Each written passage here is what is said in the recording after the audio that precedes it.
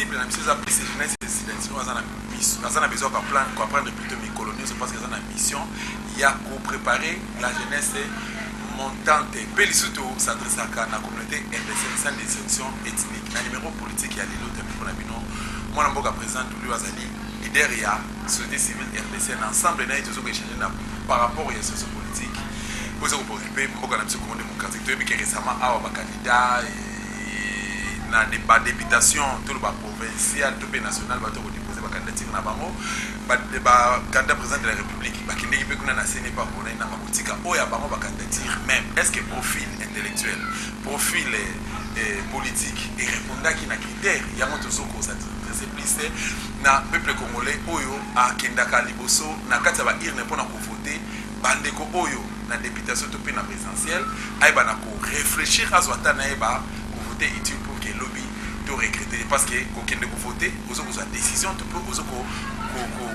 tinda ndeko oyo mission na parlement to pe na présidentielle pendant 5 ans mais na retour tout le monde a souvent ba vie na biso et répondra toujours par rapport à la réalité pe li susu tozo ko telema pona ko beta mbela na likambo o etali social ya mboka na biso côté éducation et autres vraiment esengeli na population na ofunga na biso pour être lobby ezala ya passe na biso te mwana mboka président de l'État biso mbote oui mbote de journaliste mbote na ba téléspectateurs nyonso oyo balandaka Valère RDC voilà tozo ko rappeler pe que non toza vraiment na équipe costaud équipe technique oyo ya komba na biso toujours tout le monde asima mona dadi kusaka patin sumbu MCB ape bandeko nyonso basungaka biso po ete émission oyo ezala récit mwana mboka président de l'État kotina mama solo na biso déjà tout banana likambo oyo likambo ko elaki bandeko na biso Congo central tout ko kufela gouverneur ya Congo central na Congo ya Jacques Mbadu pe asona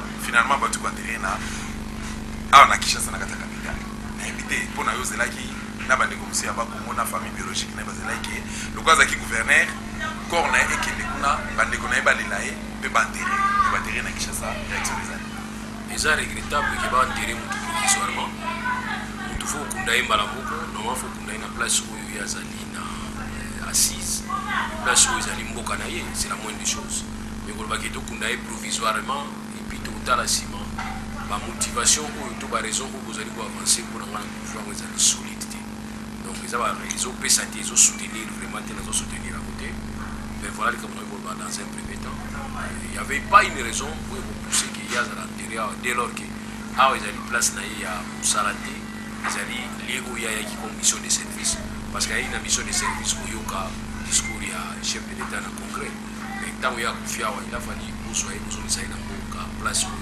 tout là est basé mais ma raison on va pousser qu'il y a la raison de la solidité voilà ce que je veux dire mon amboka président du procès électoral en marche les candidats qui déjà déposé la candidature na ba niveau nyonso na national comme na provincial et puis ba candidat na présidence de la République na éviter total qui ensemble na yo nini oyo rindenaki to kokolo ba nini pour la tinati mon rapport pour ba candidat au ba déposé qui c'est bien comme courage na ba to déposer total courage na bangoka on déposer ils ont déposé parce que donc quand il était déposé on a ça comme président mais on va bien on va honorable on a évité ça va déposer 26 tours on va président donc déposer ça une chose pour gagner en gros ça une autre chose donc tout de suite on va avoir bonne chance sont découragés mais ngala sana deux choses qu'on a retenir na par rapport à processus électoral surtout ndenge elekaka pa na mission na République démocratique donc tant yo déposer vous avez un problème à liboso na c'est parce que c'est ni oya biso ndenge to landela yango azana batu oye a recommandaka le batu oye a nommé député a nommé gouverneur a nommé député to a nommé président de la République azape na problème na population o bakenda ba iska bakenda ko ka ba voix donc vous avez un problème na population na yo oyo o se comporter mabe na dossier X to Y on suppose na couleur politique na yo pe le groupe ko sanctionner ko créer le problème na yebité par rapport il y a des réalités wana président de l'élection et cause bon nous évoluons ma casse il faut étaler ma choix parce qu'à un certain moment on faisait les choix par rapport à ma partie politique na biso et aussi tout que ça la seconde le choix par rapport à bon moto ya moto Donc ceux qui osent à la malade, je crois peut-être vraie campagne, il y a un moment donné. Vous avez besoin de la campagne, mais vous avez la mission. Vous le savez dans le quartier. En tant que qui parle, vous avez une candidature, vous pouvez se déposer une candidature, vous avez une mission. Nous, on a un souper, on a comme gentil. Ils ont une gentillesse de façade. Ils ont comme ça. Ils ont 50 kaka, des mamisana, ou senga, voix. Ils ont appelé sur la voix, dans le besoin. Ils ont un natif initial. Pour moi, personnellement, en tout cas, je préfère n'appeler sa voix et pas pour nous. On a yébi, c'est la moindre des choses. Et puis, on a appelé ça par rapport à la partie politique. Vraiment, et décevoir les soumis. Parce que le parti politique est perdre saveur à la parti politique démocratique. Pour comme je la parti politique, il y a comme la loge où il y a des grands maîtres, il y a des autorités morales. Mais dans un parti politique, il faut qu'il y ait pas de sangani, on va appeler ça la mécanisme. Mais au comme sous l'impulsion, sur l'autorité morale à l'objet, les deux yoki, sur l'objet, soit na biso soit autorité morale. Vous avez besoin de vous avez non autorité morale pour aussi au na parti politique. Ça n'a pas Malba mettre Lilou, ceux qui bah principe démocratique ils allaient respecter dans la parti politique. Voilà tout ça les ça au Congo. Mais président tout mes gars nous ça les ça va te quoi sur la biso. Tout le monde qui font tout ça impression na yo pour profil au fait par rapport à choix il y a candidat président de la République. Na éviter ce qui dépend de na yo pour tenir compte na Belemani.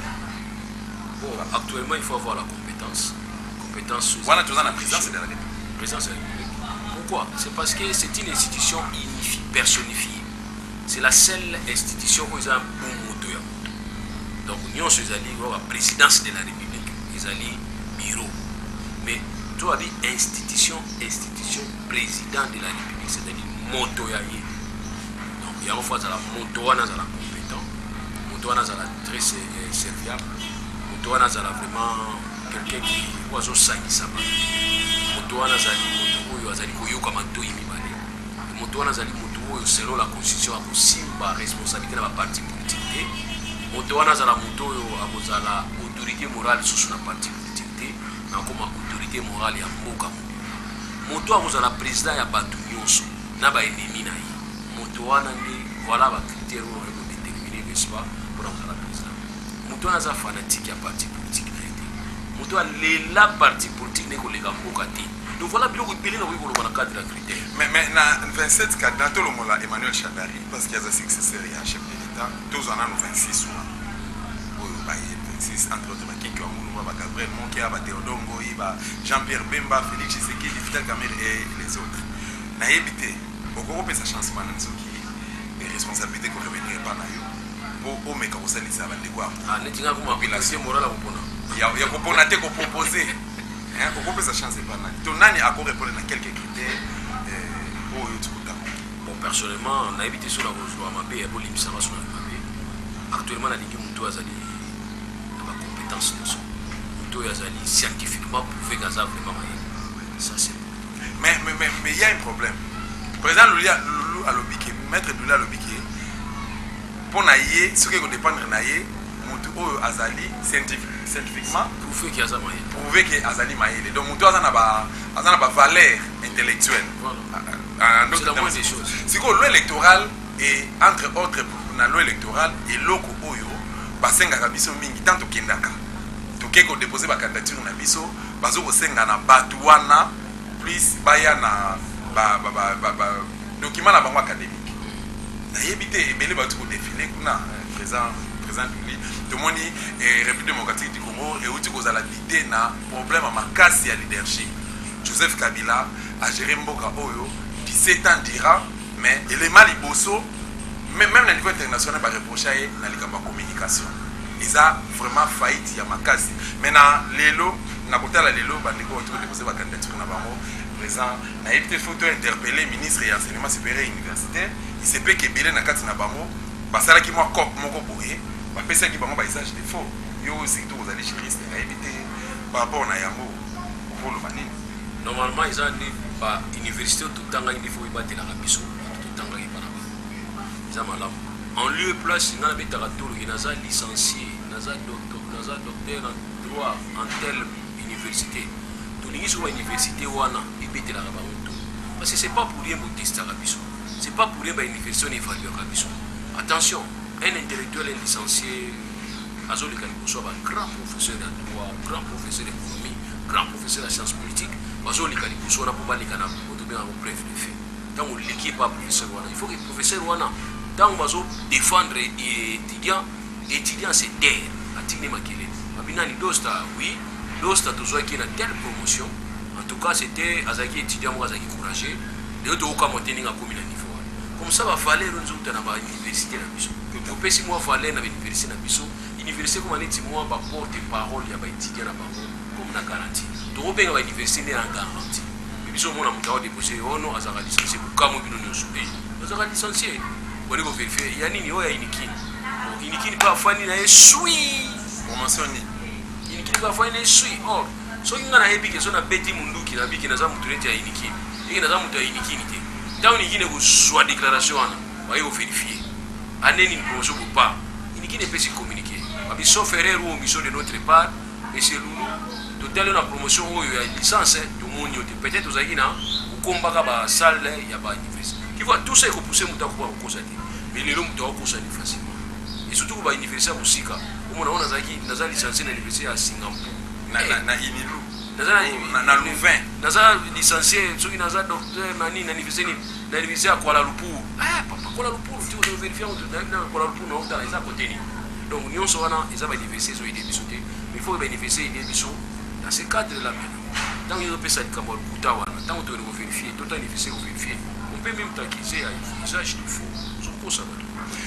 Merci beaucoup nakanisi bandeko ba proposer ba question oyo na uti proposer en besoin réaction ya maître Loulou mais na kati opposition président na yebité lelo ba démarche zo ko salema ba réunion za ko se multiplier par rapport ya na kati opposition plutôt pour na candidat au maire na kati opposition na yebité par rapport na yango impression les amis tomoni Vital Kamerhe MLC UDPS basanganaki mais Freddy Matungula zo diembela ba biso ba mépriser ba mo Fayulu tomoni était tout ça bon to yebité bazo ka ba candidat parmi ba musique tout peut bazali ainsi de suite na yebité impression les amis par rapport na bon il faut du sérieux dans notre tout ça il faut vraiment du sérieux parce que ba poste il faut dire la finité et aussi ba poste il faut remplacer par n'importe qui ça c'est et ce remplacement ça m'a par brisque tu sais ça m'a brisque vous comprenez comment on dit non ce ça m'a brisquement tu sais ça m'a brisquement mais si s'agit qu'il faut tous se préparer nous devons avoir tout notre temps n'est-ce pas ya koyeba kotia nani wana poto tia l'homme qu'il faut à la place qu'il faut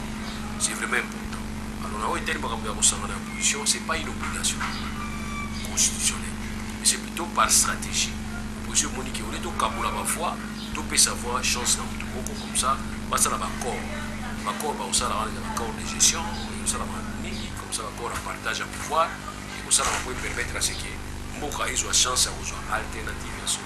Je vous rappelle seulement ceux qui majorité pour conserver le pouvoir c'est tout à fait normal parce qu'un parti politique objectif principal na ezali où il y a un pouvoir il y a pour garder le pouvoir le plus longtemps possible. À ce moment-là, je ne vais pas parler d'alternance. L'alternance peut-être un individu qui laisse parce que l'autre là déjà se fait, déjà des mandats. Oui, mais dans l'alternance, il y a ma ici. Il y a au moins que parti où il s'est là qui 10 ans, pas comment il y a une limite parce que parce qu'ils ensemble.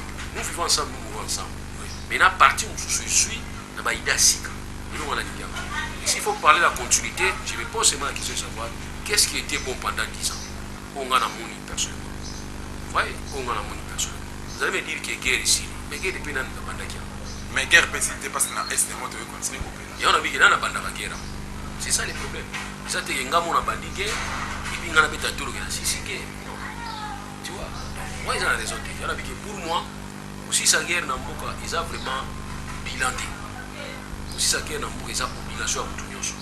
Pour tout le monde, il y a un so comme lui balé ne ba so ki moko boy ko bunda guerre ça la maté donc ça dit so to bunda c'est to lié ko bunda mais vrai combat to wana nga combat face à la pauvreté voilà combat wana o pauvreté azana posa ko bunda to posa ko bunda te pauvreté azana comme étant une réalité tout le reste tout possible défi wana to ba ko relever de manière c'est que to pesa na peuple sous voilà guerre ya malamu o to biki so oza confronté na ngo je peux comprendre mais la guerre yali peut-être ça c'est pas après ça c'est pas ils a guerre yo nanga toujours peut-être toujours profiter nango ouais comprendre ya on a dit que pauvreté va profiter na mais guerre va toujours profiter na guerre et des autres extérieurs bindu qui monter kama vous kanga ba place vous va diamant comment voulez-vous ba guerre mikolo za guerre ça va toujours ça la toujours ça or ba soda mso ba riche yo soda afuta yo salaire boni comment na bomu belé tu vois tout ça ils ont la question toujours mi tuna ke est-ce que guerre zo profiter na ba tozo bungati tout monde qui guerre zo profiter mi na ba tozo alors so si si yango oui ça m'a été moi en tout cas vrai défi de pauvreté on ne peut pas vivre dans un pays riche extrêmement riche mais dans la pauvreté ça vraiment c'est la vraie guerre aussi pour ici. Mais déjà, par rapport au projet de société au Tolandi, il y a deux candidats. Déjà, Tolandi Vital Kamerhe et Tolanda Félix Tshisekedi Tshilombo et IDPS. Tout le monde est déjà pour la banco, projeté déjà, qui budget à 86 000 $, déjà donc 86 millions plutôt, milliards plutôt, 86 milliards de dollars. Tout le monde c'est bon déjà pour l'avenir et à courir à l'eau. Tout peut Vital Kamerhe et Payaki, après c'est ma stratégie, ma vision, Nini Azo Kanisa, un jour, tout peut une fois ceux qui ont élu présent. Face aux besoins, on a besoin des moyens. Face aux besoins, il faut le moyen. Et ces moyens-là, pour résoudre les besoins, ça peut s'évaluer même à 100 milliards. Il y a des besoins, nous avons besoin de ça dans la vie. Au monde qui a besoin, il faut évaluer 100 milliards. Et le vrai problème est comment est-ce que vous trouvez 100 milliards pour satisfaire les besoins. C'est ça le vrai. Bonne chance, si vous avez 84 milliards, si vous avez 86 milliards, bonne chance de répéter. Moïse Balbaki a besoin de 100 milliards. Et il ne peut pas dire Tchani, il va qu'il peut avoir Tchani, 100 milliards. Tout ça, c'est bon, ce sont des chiffres. Mais moi, je crois peut-être que c'est dans le cadre, il y a pour mobiliser les chiffres. C'est ça le vrai problème. En tout cas, on va réfléchir ensemble. Mais les projets de société pendant manifestation pendant même conférence internationale, il y a ceux qui Afrique, ceux qui ont passé, ceux qui ont Libye, où il y a Léopold D. Il avait des bonnes idées pour développer l'essai. Stanley Outaroubi qui sans les chemins de fer, la RDC, il va falloir même unité monétaire pour les période. Sans chemin de fer, Congo, il va falloir développer. Donc vous voyez qu'il va toujours choisir une idée à Kitoko, il a bien installé, une idée à Kitoko. Mais le vrai problème, mon frère, c'est la réalisation et le pragmatisme dans le projet tout ça. Avant de répondre à la question, la CG plutôt à Moïse Katumbi, tous ont manqué le cas Vital Kamerhe, mais pas pour mélanger la population. Azo Kotonga Vital Kamerhe à un niveau extrême. Barbique, Emmanuel Chadari, Kabila a tué ses successeurs, et c'est quand même célébré na Kamerhe na Kati. Barbi, Kamerhe a zoé qui m'a tout gagné à Keti, na 1h du matin, à qui on félicite Emmanuel Chadari, successeur Joseph Kabila. Mais Yewana, Vital Kamerhe a zoé au CG, et c'est quand Oyo, Bazo Koluka, Kobimisa, candidat commun pour l'opposition. Quand il y a Kamerhe, il y a la majorité, ou bien il y a l'opposition. Il y a évité de mettre le loup, qu'est-ce qui se passe par rapport à ces gens? Bon, bah, il y a un peu d'informations, il y a du matin. Parce que c'était un journaliste d'investigation. Quand il est venu, on a ce qu'ils ont vraiment fait. Quand il y a Kamerhe, c'est quelqu'un qui va se comporter comme il fait. Dans la vie, il faut savoir que quand tu as la possibilité, il y a comme Matalikolo et qui y a un qui dit ça aussi, tant mieux. Ce n'est pas un problème que nous allons commencer à discuter. Donc, ça dit quand Kamerhe, je vous dis tout simplement que compte tenu il y a information tout à l'heure, je vais vous féliciter. Mais quand tu félicites un candidat au ça la challenge, c'est qu'à ce moment-là, tu te prépares à échouer. Naka Moïse Katumbi. Nakokota te. Na ebokanga kokota te. Finalement, président Kabila Zaki na Namibie, il y a Azaki accompagné na Emmanuel Chadari successeur naé, mais curieusement Vital Kamerhe et Moïse Katumbi Azaki na Katasa. Je voulais savoir c'est quel genre de jeu. Il y a des génies qui sont bien théâtre de chez eux. Plus siège de chez nous, parce que théâtre de chez nous, ça doit se jouer chez nous. Mais quand il y a théâtre de chez eux, donc si il y a Azalaki na Katasa, il va te dire que Sadek de Bengaki. Sadek est Bengi chef de l'État. Sadek est Bengi. On ne sentait pas qu'à ce moment-là, vous voulez diminuer quelqu'un. personnellement sur un chef de l'État même sur un nouveau PC côté. Comment vous devrez peut-être m'affronter avec quelqu'un qui va aller rechercher dans mon canal pour bengaye a une invitation spéciale. Donc on a dit non, moi je crois peut-être que ceux qui sont dans ta salle a eu cette salle et puis ça dès qu'on a solution à RDC ils dépendent quand même. Nous avons compris que même Yemoko Joseph Kabila, ils dépendent de son ici. Parce qu'il était président. Nous avons tout à l'heure la seule institution personnifiée. Mais maintenant, Mandé Sili. Dans Mandé Sili, c'est fini. Il y a un monde qui doit tourner page. C'est la raison pour laquelle a PCT, bien qu'Azaki n'a passion Makasi, bien qu'Azaki n'a passion Makasi à Congo, mais dans cette passion Makasi à Congo, moi, ça la autre mais tout simplement parce que mandat n'a pas encore renouvelable une seule fois. Alors maintenant, partant de là, Aza Soussouneti na Bolim Sanga pardon, on doit n'a manqué. Mais Aza Soussouneti na urgence. C'est-à-dire quand personne n'a eu. Aza Soussouneti na mon ami n'a pas représenté qui n'est non. C'est-à-dire aujourd'hui pour trouver une solution à Congo. Voilà. Voilà, mais vous comprenez, ça sous-souillé, ce que comme ils Jadari, candidat na bango, bako bunda sikoyo na compétition, na candidat opposition. Na moko na bango nde yene to benga président. Ata yo vota ki yete, mais aza président na yo. Mais président, vous comprenez pas ça. Oui, alors la place ndé on a sikoyo Sadek, ezala Moïse, ezala Kabila. Sikoyo candidat peut-être on peut ça ba bien, ça va on peut ça ba Ivoire, ça va. Mais du moins, ça va dans le cadre de la continuité. Mais Moutouneti Moïse Katumbi, vous ne pouvez pas commencer maintenant à nous affronter Moïse Katumbi pour dire que solution à Congo doit passer par lui. Pas nécessairement. Pas nécessairement. L'élo, comme l'équipe a été, c'est comme je l'ai dit la fois passée, à soutenir Moutoumoko. Soit à soutenir Moutoumoko. Et tu as ça pour la fois de bon. Moi, je suis Félix, toujours sur la Bandakara, tu m'as dit que je suis Bandakara. Tu n'as pas pour soutenir Félix. Pour soutenir Félix à l'égalisation. Donc, tout sur les 23. Et de lui président de la Bible du Congo, Félix Tshisekedi, comme président. Donc, armée, justice, on dépend de Félix. Félix a oublié un temps. On a un moment, c'est Akimaki, pour ton Aokim. C'est Akimaki. Aokimana. Aokimana. Na ministère, on a sauté. Oui, bien, bon, on a Congo. On a allé dans Congo, mais Kokimana. Mais aussi, on lancé déjà quoi mandat d'arrêt, on a soutenir Moïse Katumbi, à soutenir. On a fait exemple, on a mis quelqu'un à soutenir. À soutenir les Ghana. Parce que ça proche mingi naï. À petit exemple, Moïse Katumbi a dit bon à soutenir Nangaï Bemba. Tout exemple, à soutenir Nangaï Bemba. Bemba comme président. Dossier Liboso Bemba pour arranger la justice là dossier. Dossier Liboso arranger ça dossier. Qu'est-ce qu'il y a Moïse Katumbi? Bon justement tu évoluer mais phrase il y a. Parce que moi Moïse Katumbi vous avez un problème mais ce que les lois ne va pas se engagement na yo. Les lois que vous soutenez ba tia yo ka président makasité. Les lois pour yo ministre. Vous continue. Au Tindi Batou va soutenir Moutou a gagné. Moutou a gagné, mais non, comme nous avons la popularité, mais Makasi n'a pas eu. Il y a des fédération à Russie. Mais des devenants petits. C'est simple. Mais il y a un qui oppose à un auto. Il y a un qui ça non bien, ça la stratégie des athées. C'est quoi, on t'a moulé à Yinga, parce que ce n'est pas Chadar à l'équipe. On est pour la division pour Chadar à l'équipe. Mais présent. Exemple, c'est Chadar à l'équipe. On dit que Kafal, est-ce qu'il y a relégation de l'équipe? Il y a un aïe, on continue. Ce qui est l'élection, c'est le Chadar à l'équipe. Nabi Soki. Bon, justement, discours à Joseph Kabila. Discours à Joseph Kabila en Namibie. Alors, que non, vous avez la vadie, vous avez la plutôt. Au revoir. Alors, vous avez arrêté Sabino au revoir à terre, au bonheur plutôt, à bientôt. N'habitez, comment on est comme ça? Arrêté Sabino à bientôt, non, Sabino à bientôt. Oui.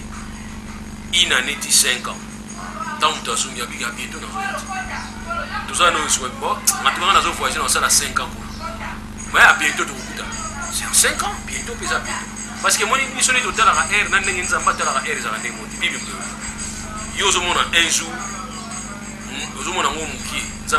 je suis un jour, mais Kabila, un jour, on a un jours.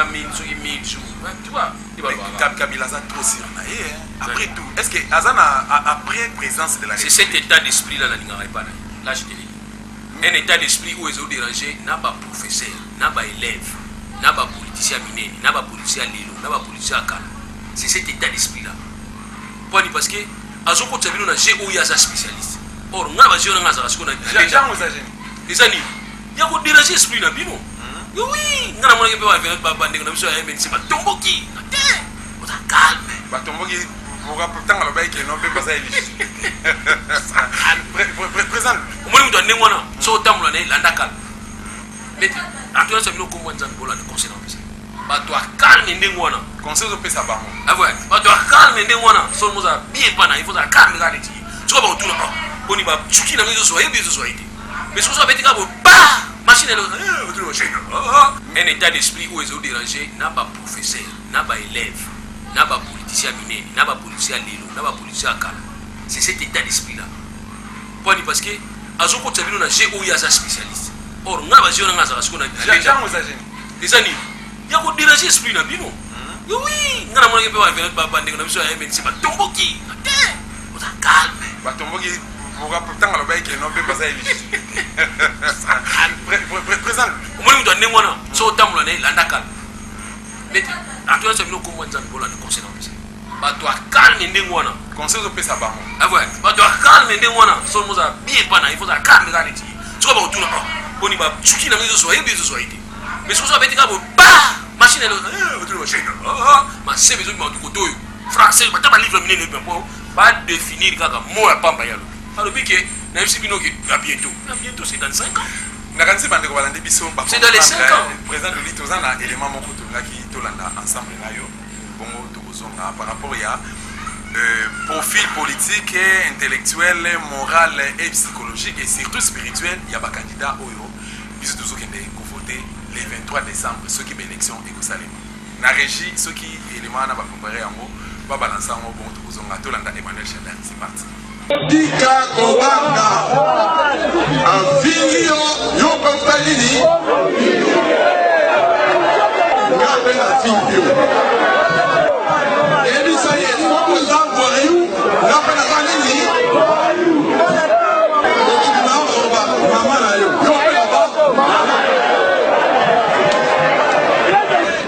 réaction au président bon il y a un problème d'éducation surtout pas dans la biso il y a un problème d'éducation les enfants nous suivent à chaque fois on dit bah ne faites pas ça chez vous donc il y a certaines choses il ne faut pas faire ça devant les enfants et pas dans la langue où ils ont vraiment un mauvais exemple je suis désolé moi là ça va vraiment sur nos amis tout là nous sommes bébé je t'attaque on remplace là ça il y a période beaucoup de démocrates période qui règne au niveau États-Unis c'est parce que les candidats démocrates wana bakutina à répondre à ça moi si ya ngomba bis na monoko na katikati et ça crée un problème de moralité au niveau des États-Unis et puis ça y débarqué et puis bah démocrate période va perdre fait dans 70 ou 70 années 70 va perdre on prend tout ça il y a certains comportements il faut pas qu'on affiche en face à tout parce que aussi ma belle paysan soit congolais il y a certaines choses des anti-valeurs de comment parler na bamboka musu chance eloko pamba ezate eza na place te na bamboka musu la méritocratie c'est-à-dire ozo mérité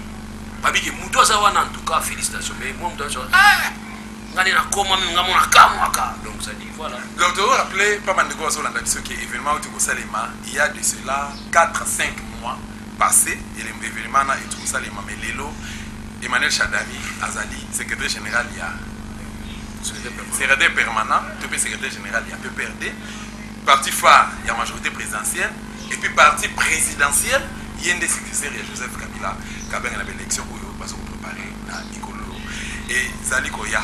Donc, il y a un autre lobby qui est voté utile pour l'avenir, il y a la République démocratique du Congo, tous à péter. Mais tous les éléments, Madame Barbara Kana, Azali, Alain Nzembo, dans la catégorie Congo démocratique, il n'est pas Azali candidate, la députation nationale de l'État, Azali n'a parti Nini, mais tozana élément moko oyo tolingi to la qui sait pas ba neko oyo yé à défendre le lobby na parlement soki a commis député national soki rejet zali prête ba na kopesa biso élément wana bon to kozonga c'est parti mena passe nanga ka ko de na zotamba na difficulté nyotso tu nga moko na salle effort na komati na boutique ya Barbara bapesanga ata 50 francs na bango te ata secret na bango na melate eloko moko te ndenge na kotelaki ndenge na bimelaki nga na kendaki na mona bango po bapesa ngai mbongo na boutique te nga na kendaki na mona bango ne expliquer bango problème oyo po na silence nyonso toza nango jusqu'à présent 2 ans yango nga na fandi na se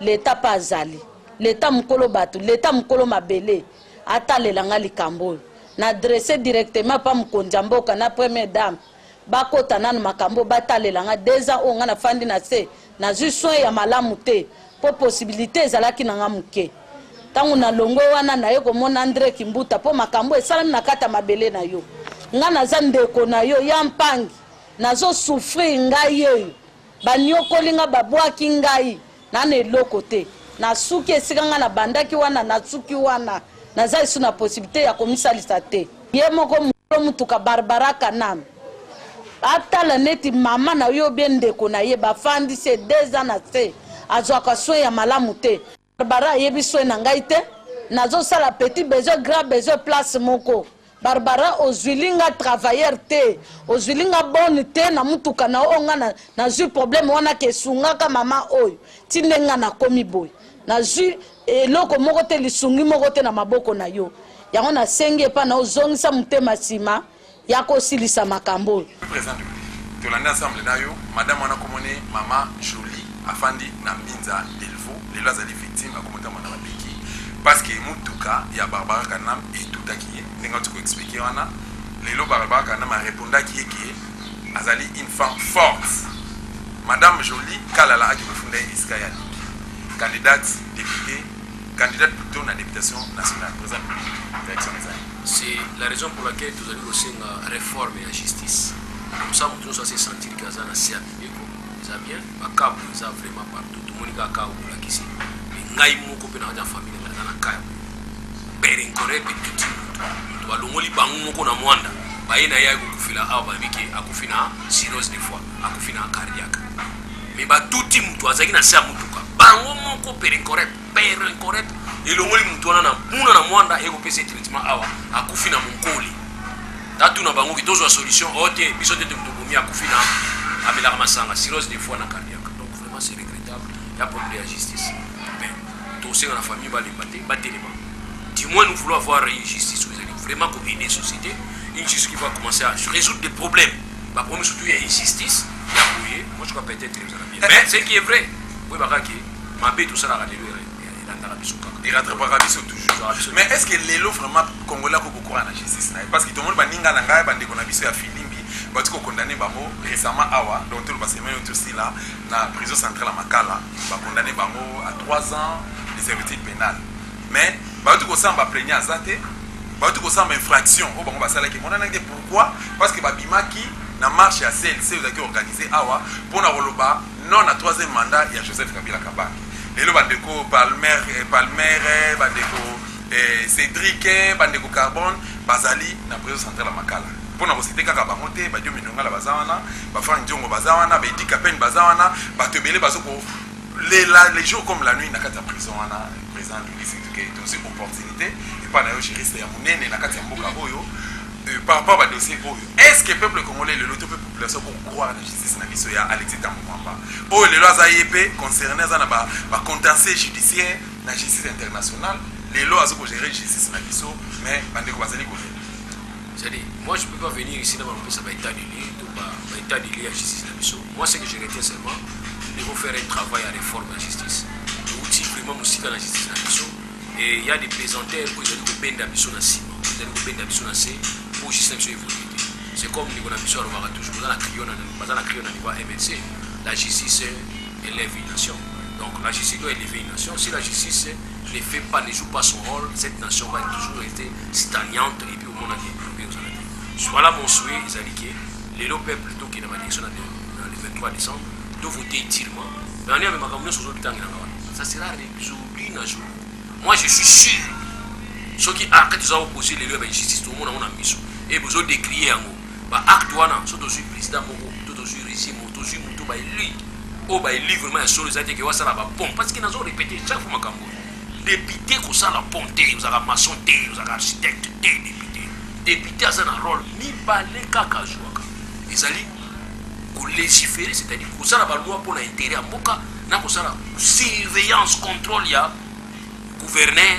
premier ministre ministre Kingani mais bino depuis comment oh na eno kile na sali pont moi na mona basala pont mo mabaya na za ministre ce qui a vice ministre ya gérer regretté na tota na ngale na ton a ende kile libaya mo na mboka bino ba mboka pito ki tozo ba est-ce que Moussa yangwana ma so ça première élection yangwana non député otonga ba école té otonga ba ponté opesa ba boloté ba orphelinat wana te député sala loi nini tokosala mpo na ba orphelinat bana bazala protégé et puis nga na lobango toujours na Congo na Afrique orphelin azalaka te.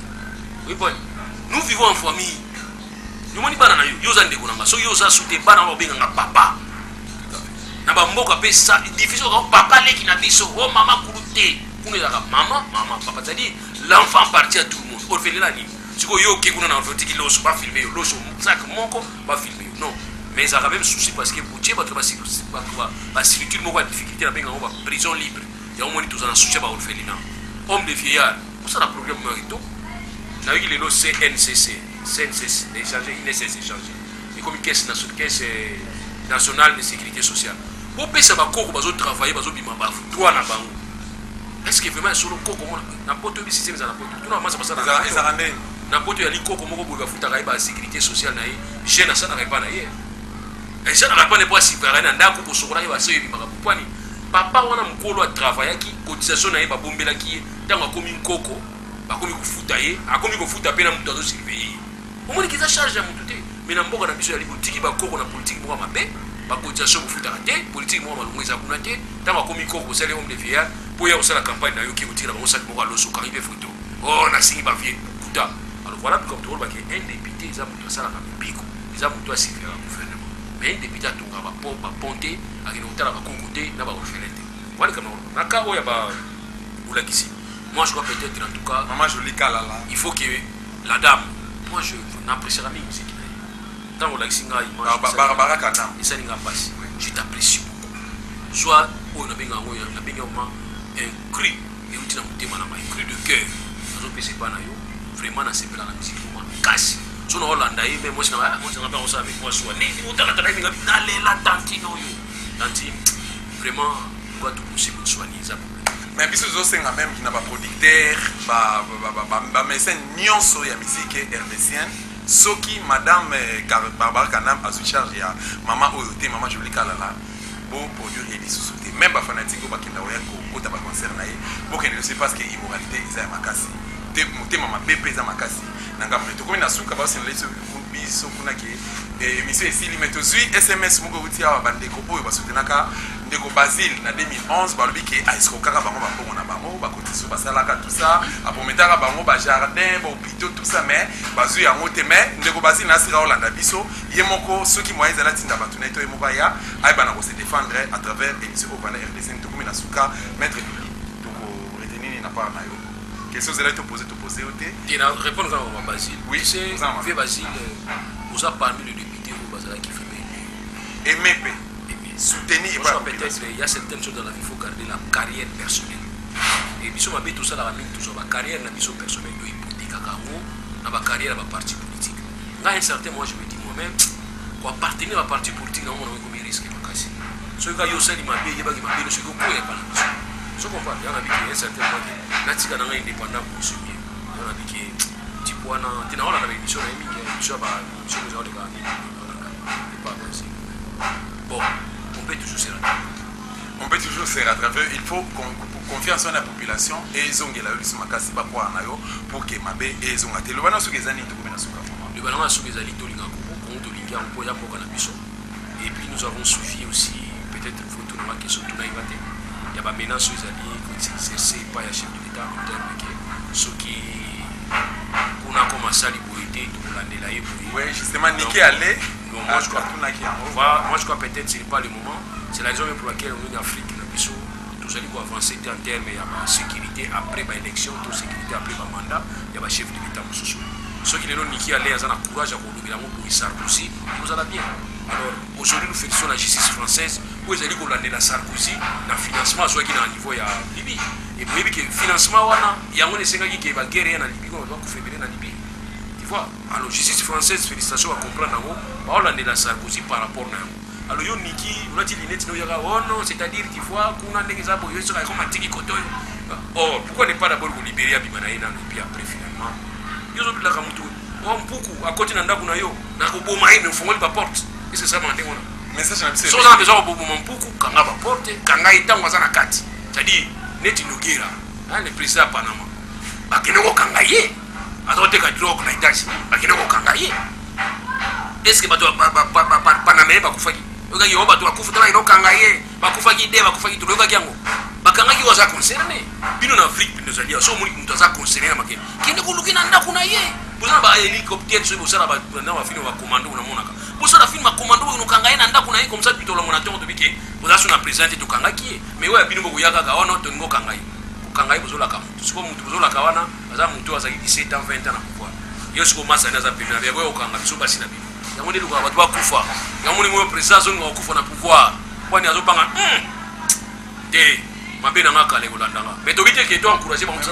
mais ngai dans tout ça na ko senga kana ba entourage à Joseph Kabila ceux qui veulent pouvoir tout ceux qui vont maintenir pouvoir ouais vous maintenir plutôt na pouvoir boye ba ke lobi pe ezalaka pour gérer malamu boye ba ke population ya Congo oyo a élire bino azali ennemi na binoté azali pe esclavité pe aza na nzoto ezali na sensibilité yo karanzala aza na ba droit moko quelconque pour na garantir servir na eto na suka na ebito ko. Que fait le peuple? To répondre à la question. Si tu réponds à la question, félicitations avec qui veut le peuple. Si tu réponds à la question, qui vient le peuple? Parce que le peuple veut que Binaïs a la bien-être naïe, le premier tour de 30 ans dans le problème. C'est-à-dire qu'on lit à il on a mis tout à peuple. Et on dit, bon, pour cette chose, il y a Ozoa Kwanga, il y a Ozoa Thompson, il y a Ozoa Koka. Mais n'a pas tout été. Si vous avez un candidat, vous avez un candidat, n'a pas tout été. Pour n'a pas tout ça, il y a Ozoa Koka. Monsieur, je m'en fous, j'en ai plein chez moi. Tu vois? Parce que nous avons les gars qui tapent ça. Et puis nous avons appauvri le peuple, vous avez ça. Vous bien, on doit peuple parler. Il y a quoi? Il y a Thompson, il y a Koka, soit chapeau, soit polo, irni, ou qui ne yomuko. Zamaï. Pas si au monde qui wana, car il y a un monde sous. Zamaï. Kanisi, et c'est petit bino, n'a pas rappelé bino qui est, bon, tu as avec ton abino, na plateau, na numéro, na biso plutôt, puis à Valais, à l'Essénia, Mongolia, Lelo, moi, na Moka, président Douli Kwazali, leader, il y a société civile, RDC, l'ensemble, il y a échangé par rapport, il y a tout le mboka na biso Congo démocratique pour comprendre ma question zaki anga ba réponse zaki aye na sengi mutu nyonso ya se sentir lésé bobenga biso na numéro na biso pour engager droit de réponse to ka mabino na même condition ko to yambelier na bisi merci na ndeko aki na simabilili dali kusaka merci na Patrice merci na MC Mbia na rama montage merci na bino sa bino na numéro monsieur to proposer mbala sima bye bye.